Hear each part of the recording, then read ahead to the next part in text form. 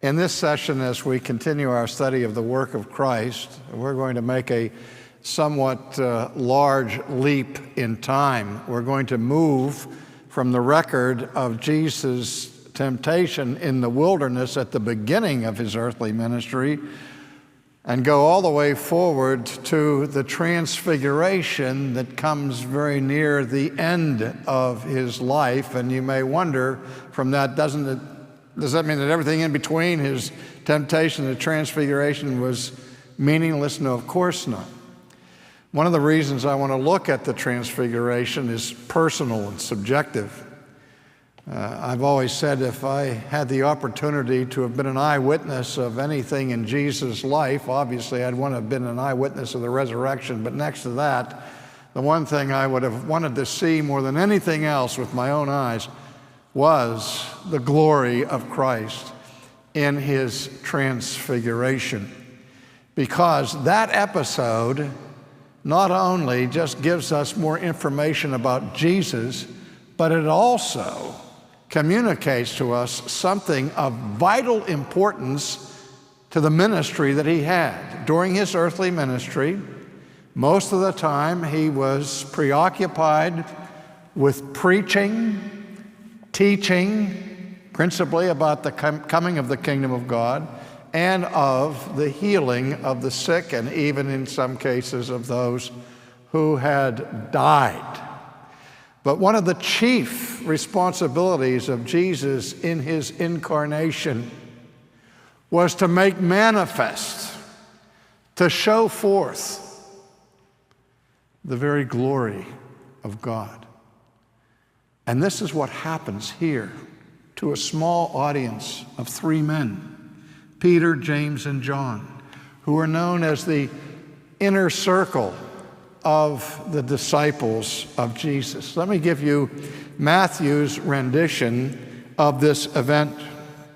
In Matthew 17, he writes, "Now after 6 days, Jesus took Peter, James, and John his brother, led them up on a high mountain by themselves, and he was transfigured before them.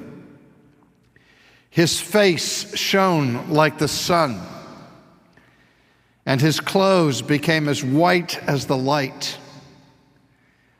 And behold, Moses and Elijah appeared to them, talking with him.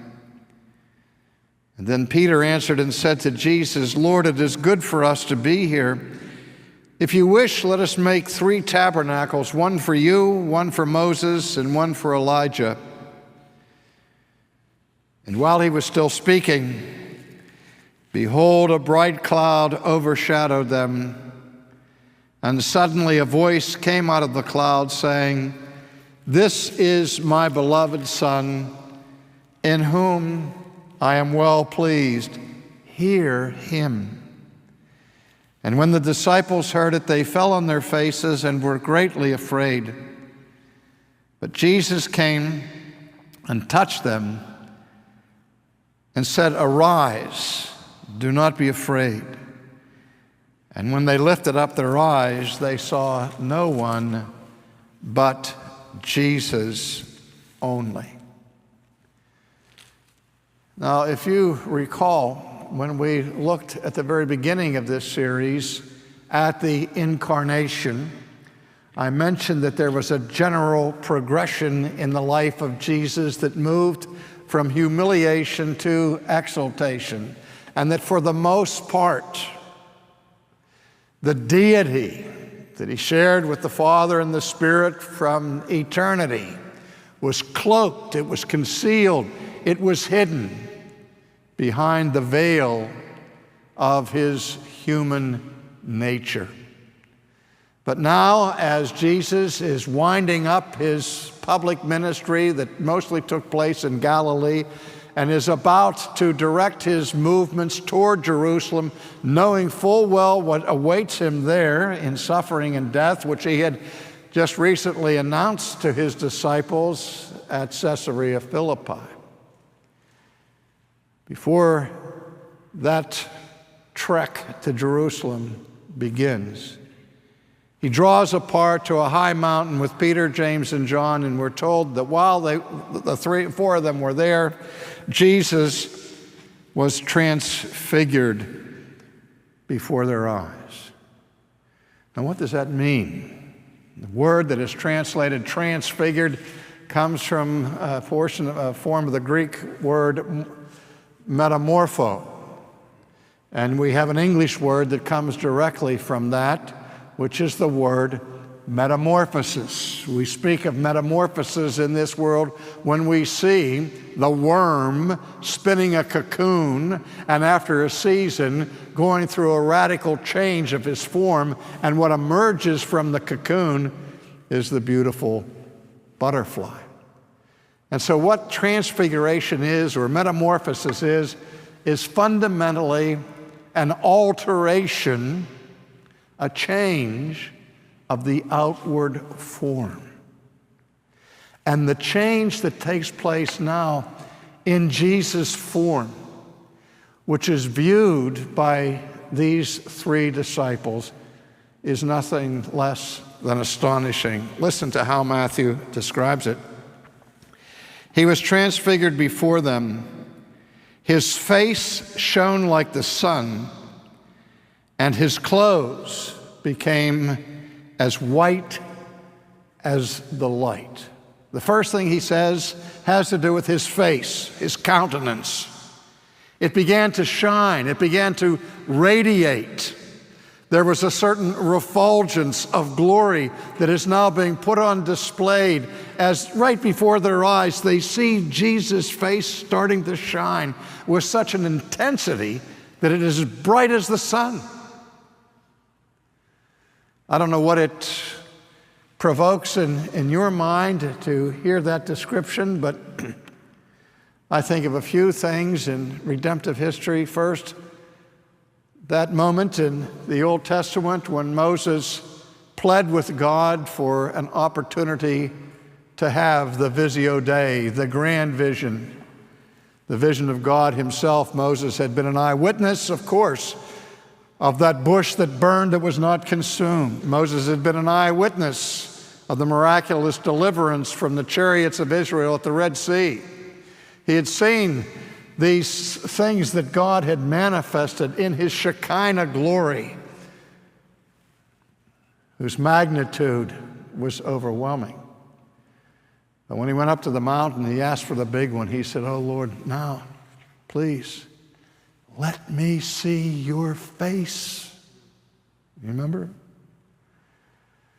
God said, "No, Moses, you know better than that. I'll tell you what I'll do. I'll cut out a niche here in the rock, and I'll put you in that niche in the rock, and I will pass by, and I will let my backward parts, literally the hindquarters of Yahweh, pass by you. And I will give you a momentary glimpse of my back. But my face shall not be seen. For it was written, no man shall see God and live." And so God did as he promised and moved past Moses while Moses was hidden there in the niche in the rock. And all Moses saw was a backward glance at the refracted glory of God. And all of a sudden, Moses' face began to shine with such intensity that when he came back down from the mountain, he had to cover it, for people were terrified. That's what they saw. Now, the thing that we know about that episode was that the glory of God that radiated in such a brilliant way from the face of Moses was a reflected glory. It was an echo of God's own glory. It didn't come from inside of Moses. It came from the back of God. But what is happening now in the Transfiguration is not a case where Jesus is now reflecting the glory of God. This light brighter than the sun, that is shining in his face, is emanating from within him, not bouncing off of him. It is in his own being, touching his deity, that this light finds its origin. You recall when the author of Hebrews wrote his epistle and talked about Christ. He said that he was the express image of his person, namely of God, and the very brightness of his glory. Now you think about that for a minute. That God the Father manifests himself throughout biblical history with this blinding glory of the Shekinah cloud. That glory that burst out on the fields of Bethlehem when the angels came to announce Jesus' nativity. That glory of God that shone round about, leaving people terrified. That glory of God, the author of Hebrews says, finds its brightness from the second person of the Trinity. That Christ is the brightness of the glory of God. I mean, this moment was never forgotten by the apostles. John begins his gospel with the prologue saying, in the beginning was the Word was with God, and the Word was God, and so on. And then he gets to the incarnation. And the Word became flesh and dwelt among us, and we beheld his glory. Peter makes reference to the same thing of the vision of the glory on the mountain that he was able to see. We think of Paul on the road to Damascus. And on the road to Damascus, while he was moving rapidly to carry out his work of persecution against Christ and against his church, suddenly he was blinded by this great light, brighter than the noonday sun, and he's driven to the ground, and he hears the voice saying to him, Saul, Saul, why are you persecuting me? His encounter with Jesus on the road to Damascus was an encounter with this blinding light. Literally, a light that blinded him temporarily.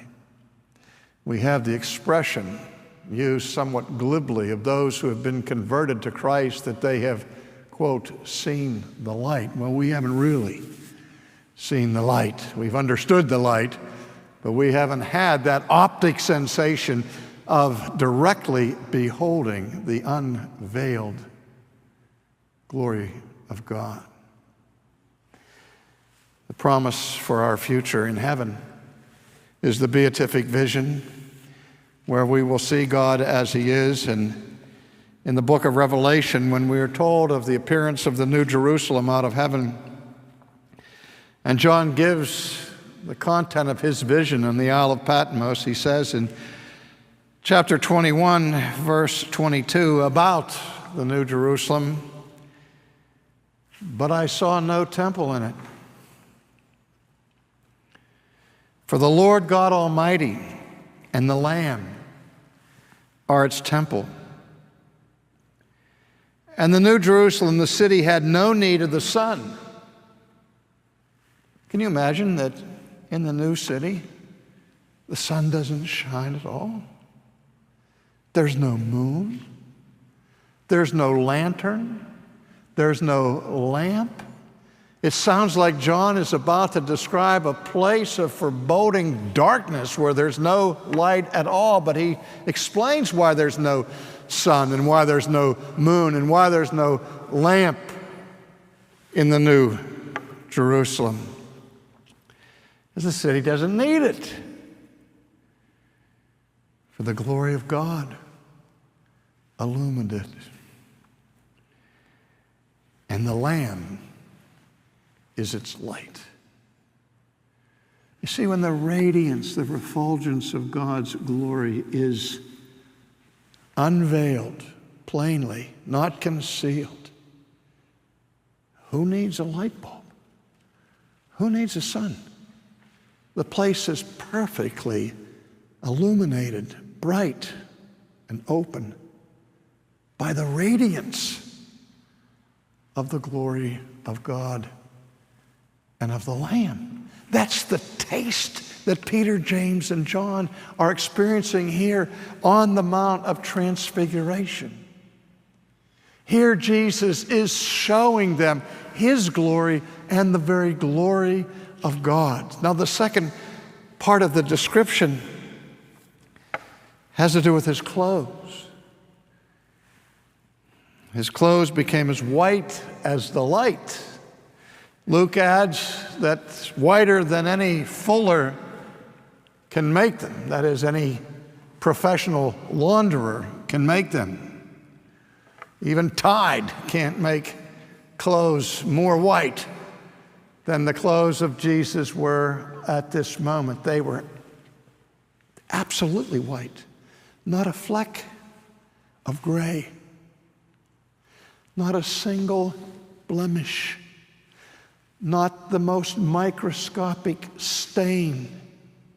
His garments shine bright as pure white, which is consistent with that light that's coming from within that is more intense than the sun. When I preach on this passage, I always point to a child somewhere in the congregation and ask them a simple question.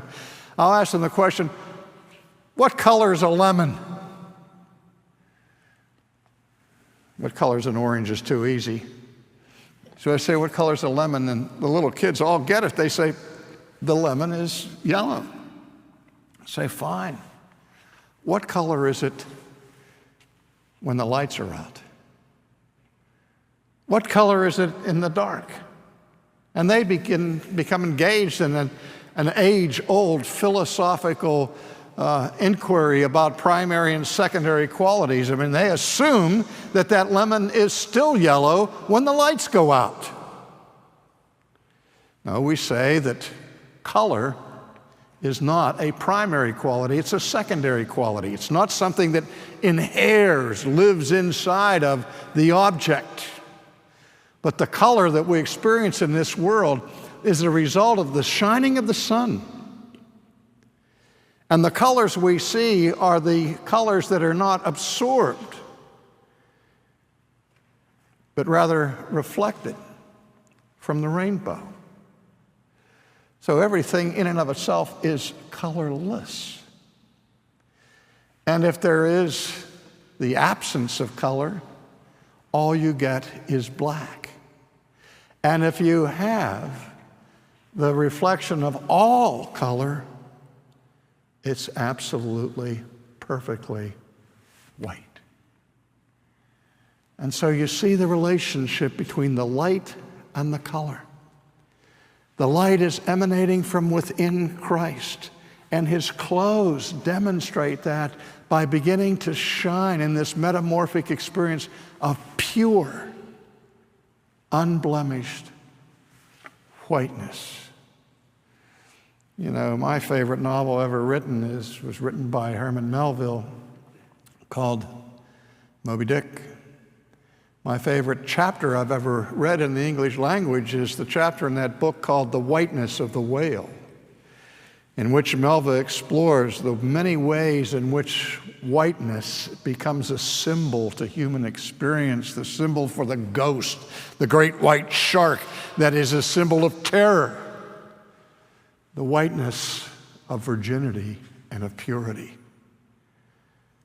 And he saw in that great albino whale an earthly symbol of God, where that whiteness displays at the same time his glory, his power, and his majesty, but also is a shroud behind which his identity is hidden. If you have the opportunity to read that chapter, you need to do it. It's intensely theological, and it was intensely theological by Melville's design. But this experience on the Mount of Transfiguration is not only visual. Wait, there's more. What else is seen and what is heard? For us wow, they're dazzled by this white light. Behold, Moses and Elijah appeared to them, talking with him. They see Moses come and Elijah come, and they're entering into a conversation with Jesus. This is the law, this is the prophets coming together, obviously talking to the Messiah about his destiny, about the task that lies before him. In order to fulfill the law, in order to fulfill the prophets, this man of glory must suffer and die. And this is more than Peter can handle. He said, Lord, whoa, wait a minute. This is fantastic. I want to stay here forever. I want to bask in this spiritual experience. Let's build 3 tabernacles, one for you, one for Moses, and one for Elijah, and let's just hang out here on the mountain of Transfiguration. And while he was still speaking this nonsense, behold, a bright cloud overshadowed them. This cloud descends and engulfs them. And suddenly a voice comes out of the cloud saying, "This is my beloved Son, in whom I am well pleased. Hear him. Listen to him." And when the disciples heard it, they fell on their faces, were greatly afraid, in terror. First from what they saw, now they're hearing audibly the voice of God commanding them to listen to Jesus. So they fell on their faces, overcome with terror. But Jesus came and he touched them. They're on their faces. Jesus comes, he leans over, he touches them. He says, "It's okay. Stand up. There's no need to be afraid." And when they lifted up their eyes, Moses was gone. Elijah was gone. The metamorphosis was over. And they saw Jesus as they had seen him all these days of his earthly ministry. How would you have liked to have seen that? Wow. I can't wait to see it. We will see it.